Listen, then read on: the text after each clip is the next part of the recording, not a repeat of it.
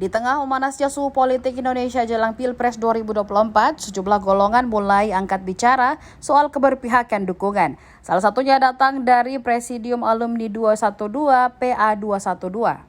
Wasekjen PA 212 Novel Bamukmin menjelaskan pihaknya melayangkan kritik keras kepada Anies Baswedan usai menggandeng Ketua PKB Muhaimin Iskandar atau Caimin sebagai cawapres.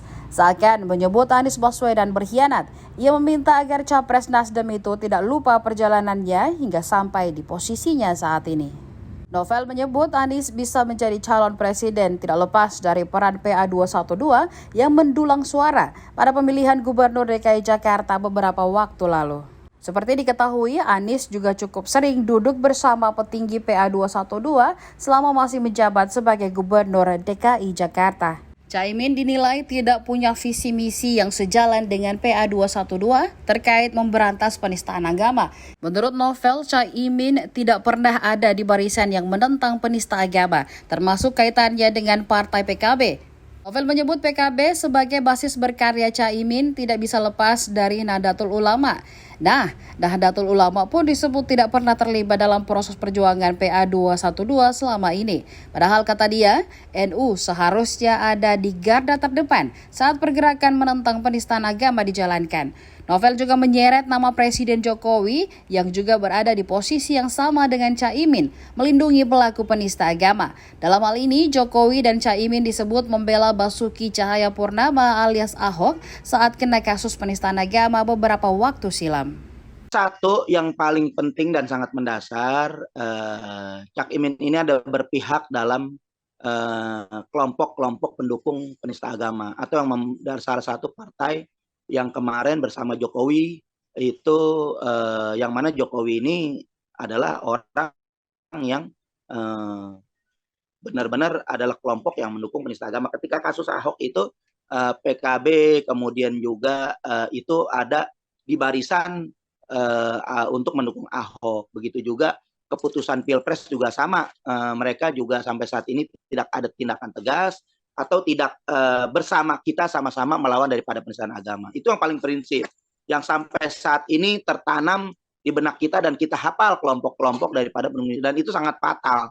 Apalagi PKB kan saya lihat adalah basis massa yang besar, basis besar massa umat Islam ini sangat-sangat membuat kita prihatin kalau simbol-simbol ataupun kita melihat daripada partai yang berbasis massa Islam ini justru ada di kelompok-kelompok mendukung penista agama, dan itu harus Cak Imin harus memberikan klarifikasi.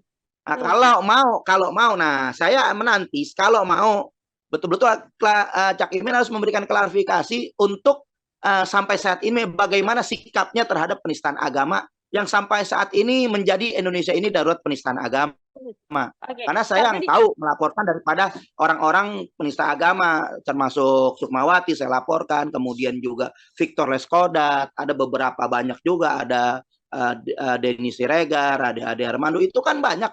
Sampai saat ini Cak Imin nggak pernah bersikap atas prinsip-prinsip yang buat kita sangat mendasar itu, kemana itu arahnya. Nah, kalau memang kita saya berhusnuzon dan siap dengan lapang dada apabila jelas arah kemana Cak Imin ini akan membawa gerbong bersama Anies ke depan sebagai capres dan cawapres, itu harus dijelaskan.